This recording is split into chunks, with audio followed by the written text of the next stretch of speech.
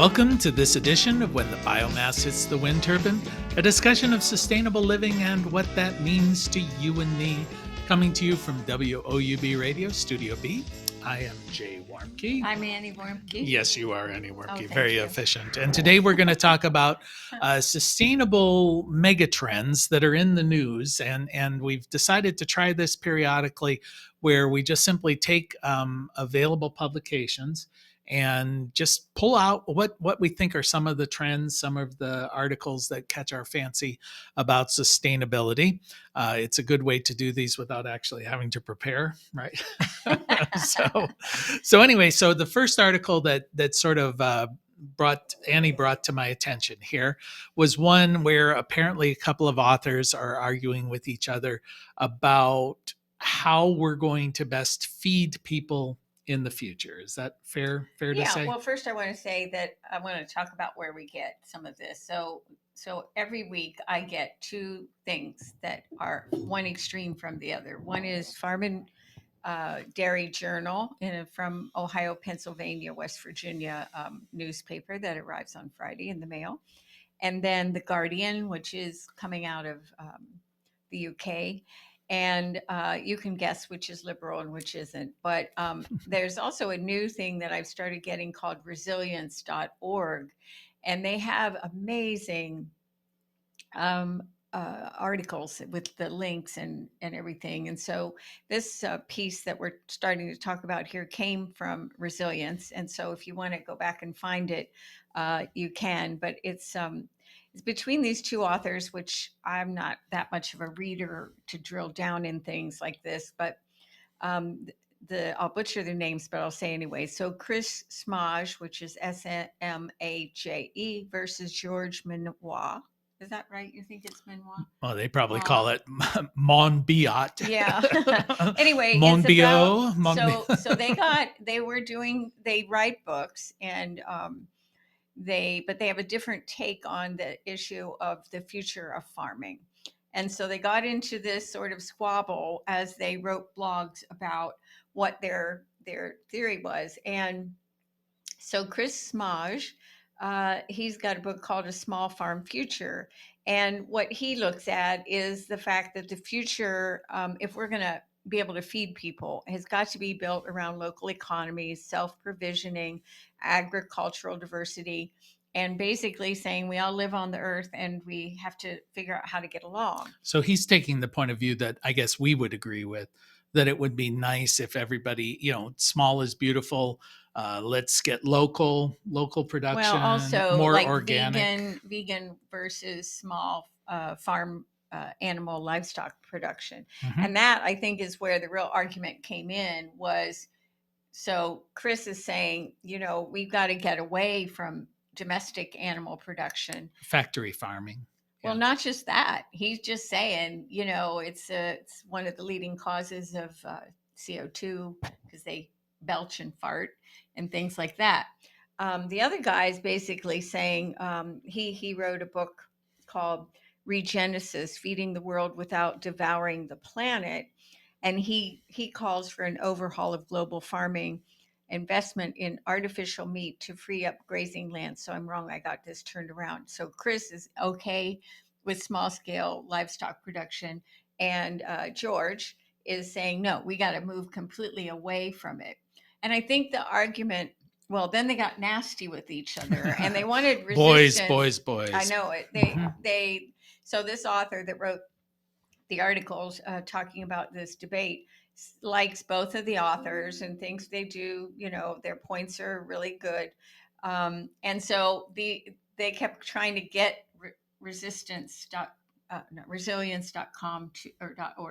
resilience.org to publish their sort of fight, and they wouldn't do it. And so this guy is writing an article about it. And the thing that I would say about this is that they both agree on several points that are really valuable. And that is that everyone deserves access to nutritious food. Now, that could be a big debate, especially when meat comes into the picture. But agriculture is widely practiced. It's unsustainable the way it is now, polluting and wreaking havoc on soil, waterways, and habitats. and that we've got to find ways among ourselves, and also how it impacts other people. But we have to find ways to do this food production differently, which, I mean, it's hard not to believe that or argue the case. Well, I think if we just look at all of these articles that we've got here, I mean, you're talking about, diversity in farm is necessary. We've had sessions about how agriculture, big age, is polluting the Well, we've environment, also had destroying the land. podcasts on food forests, which is one of Right. the age old ways people have fed themselves even today in some other cultures. And then we have food loss, food waste. Basically, the way that we're dealing with food, really as an industrial manufacturing process, cannot be sustained over the long term. I guess the other question is, and what all of these people assume is, we've seen population growth over the last, 50 decades or whatever. We've seen the population growing very rapidly, and they assume that rapid growth is going to continue. And I guess I need to be convinced that we're not approaching a population maximum, But where we're not feeding all those people, and that's the thing, is that we're making petrol out of a lot of food that's raised. We're exporting that food to other countries. right, Um, and the other thing is that we're producing that food in a way that is not natural, and it's unhealthy for the human body. So we expand the medical model, which is also unhealthy, and thousands of people. I mean, if you get to be 50 and you're not in deep with the medical model, the doctors are sure you're going to die. You got to have a blood test, you right, got to know your test scores and all that. But the other part of this, which they ignore, at least in the argument, is that we're facing a lot of bugs. We're facing insects. We're facing, because we have these singular yeah, the product, yes, monocultures, the monocultures, that we are now dealing with invasive tree pests that are killing important trees. Well, all trees are important, but certainly really important trees, the long living trees. We have insects that can be controlled, and molds and mildew that can be controlled when we have diverse plants. But everything we do to produce the food on a large scale is only in that mono row right. cropping environment, and it's getting bigger and bigger with And self-driven vehicles. nature was never intended that way. I mean, nature by No. its own process tends to scatter things about, Well, because then absolutely. you don't want these diseases to catch hold and have, 4,000 acres of corn, that if Right. a bug With or a mold. virus gets in there, it's But destroyed. diversity, which we seem to be so against, even in our human interaction, we all go to the white people's church if we're white. We all go to the same section in the store to buy the same food because that's the way we ate as kids or whatever. So we really downplay and discourage Okay, diversity. so this particular megatrend we're talking about is, there's one guy who's sort of articulating the small is beautiful, let's all, Local sing economy, and all that dance and stuff. say kumbaya, Hmm. which may or may not be realistic. I suspect we've not seen it. We see it expanding, but not being the dominant uh, technology. And then this other guy is saying, embrace the technology. Let's use artificial meat. Let's use these technologies Right. to do it better. So Well, I think so they're both fair I points. think they're making fair points. And but the other thing, this George, he wrote this article called "The Cruel Fantasies of Well-Fed People," and and to me that's so enticing, because that's exactly the bottom line of where we are when we talk about how to produce food, how to market the food, how to get people to eat the food. People, the world chef guy, I forget his Mhm. name, that he's in Ukraine and Israel right now feeding people, and he talks about eating real food and how you have to make it palatable to people, Sure. and we don't learn how to do that. Okay, well, I'm going to jump you on to the next item. Otherwise, we'll spend 28 minutes talking about this. So, the other one you pulled out had to do with narcotics. Oh, okay. Narcotics. Speaking Yeah, yeah, of yeah. things that are not sustainable and misbehaviors and the like, There we yeah, go, right there. here's the one that sort of prompted this discovery or this topic. Well, but the headline, Yeah, it because just says Narcan to be available at Ohio rest stops. yeah. So, So the isn't that reason, lovely? yeah, and that was in the Farm and Dairy if you want to look it up. But the reason that jumped out at me in terms of when you think about mega trends. So all of these things around opioids and drug overdoses that are not necessarily suicides uh, has become so big, but it's nothing compared to where it's going. When we talk about all the things that are coming with AI and the dumbing down since COVID of kids that should be at seventh grade level working at second grade level around every skill, math, words, everything. So the trend is we're going to hell in a handbasket, basically. But what Get off my happened? lawn. Yeah. So what happened is that one of our interns brought me a package of Narcan to keep in the milk And we room. should say Narcan is the product or the drug or the An whatever to help. antidote. It's an antidote if somebody is having a narcotic overdose situation. Is that Right. right? Yes, that's right. And Uh-huh. so he had gotten this at his college. They gave them out, and he brought me Well, that's one. an indication because before they gave out condoms, now they're giving out They don't care about Narcan. STDs or pregnancy. Now they're giving Yeah. out Well, Narcan in drug college. overdoses in Ohio last year were resulted in almost 5,000 deaths. Um, and that was 4 times greater than the fatalities caused by motor vehicle accidents. And so, not to mention, it's mostly happening with younger people. And that's really disturbing Well, as well. So, I let me just say, he brought this package of Narcan and he said, I was hoping you would keep this in the milk room where you milk the goats and everything. in And case they have an yes, overdose in case there's an overdose. And I by said, the goats. well, the goats might have an overdose, but it would be food. It would be the other thing we're talking about the case of the well-fed goats. So anyway, so I said to him, I've really thought about this, and while I really don't want anybody to die on my watch, but there's a sign at the gate and it says, we are a drug free zone. And if you enter that gate, you are adhering to that. So I think I would be very angry. And I also am of the mind that if you are doing this to yourself, you have the death wish. Who am I to say you don't have the right to kill yourself? So I said, I won't know until it happens. And I really hope it never happens on my watch.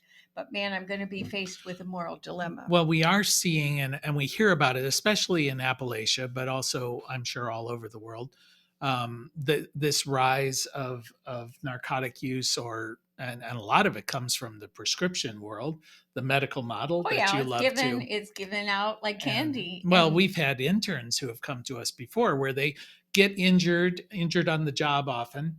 Then they go to a doctor. The doctor gives them Oxycontin or whatever, and then or antibiotic suddenly even, they get addicted to this, and then they find out it's a lot cheaper just to use heroin, Oh, and yes, that's right. And they end and up in prison, and then we yeah, end up with them, and they're really amazing but human but the beings. numbers that I've seen or heard anyway is like as much as 50% of the population is on some sort of narcotic or maintenance Yeah, type drug yeah. in certain regions, of course.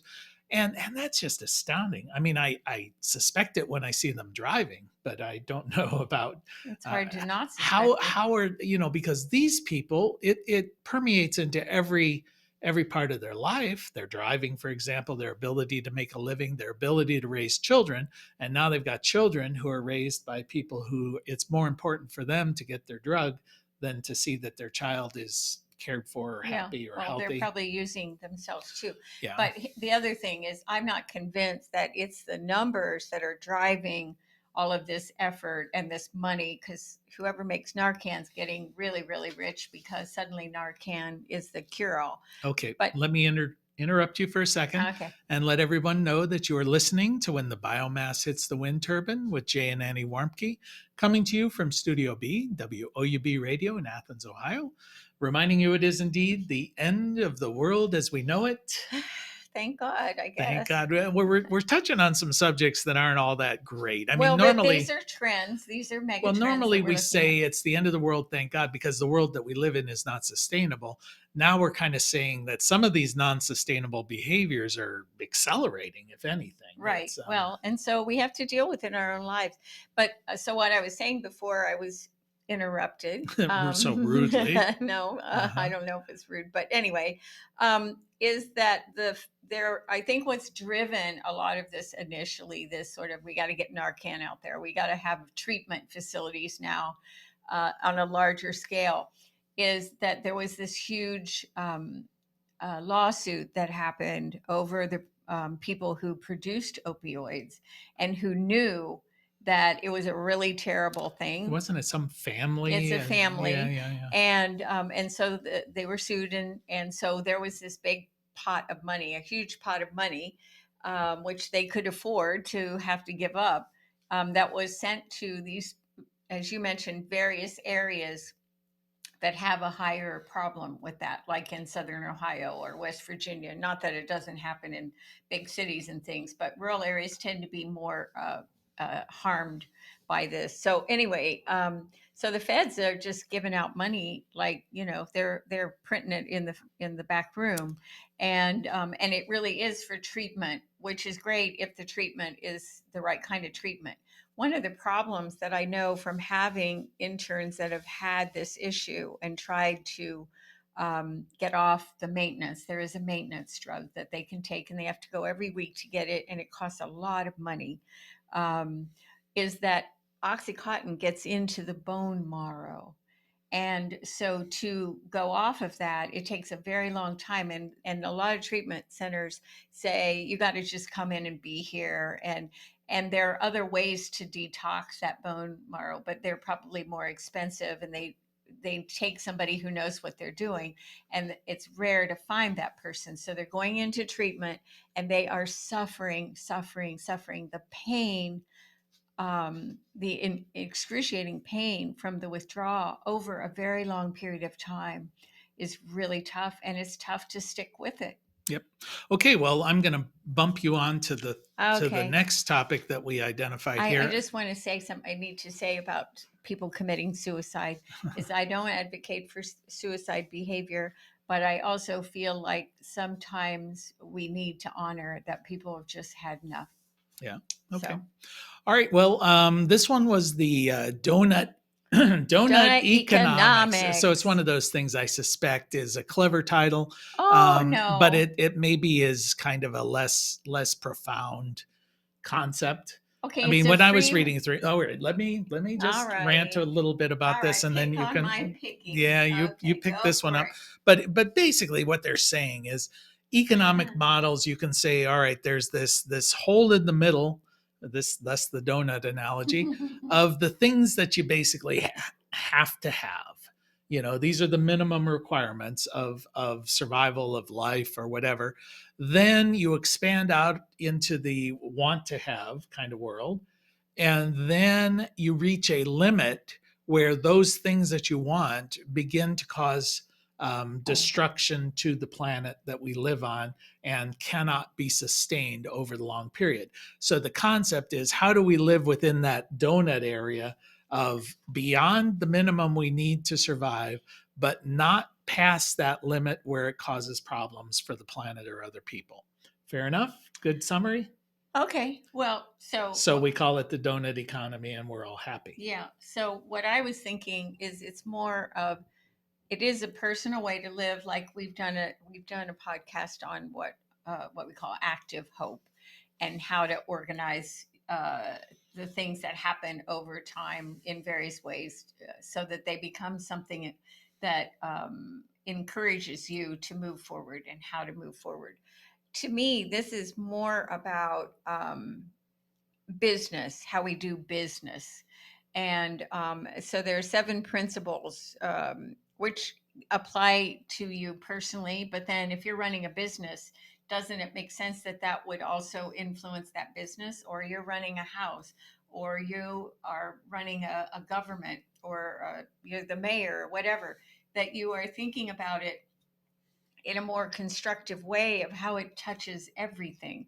So that's the idea. And the core of who we are, which is the whole of the donut, is super important to be taken care of. We've just been talking about that. Well, in this article, they list some boundaries. They say, in different there's limitations, boundaries that you have to deal with, and they've identified a bunch of them, 12 social boundaries they call it, where they say there's the boundary of water, of food, of health, Well, of these are education. basic. Yeah, Yeah. these are basic needs. It almost strikes me a little bit like the Maslow's Well, it is hierarchy. similar because, but it doesn't Right. talk about safety, although these things provide a sense of Right. safety Well, if they you do get have into enough. here. They got to education, income and work, peace and justice, which is kind of safety. Now they start getting into a little bit like it was formed by a committee. All From right, my but view, wait 1 second. political voice. Let me go. Social equity, gender equity. Now they're kind of this is all hitting all of The work that we ought to be doing.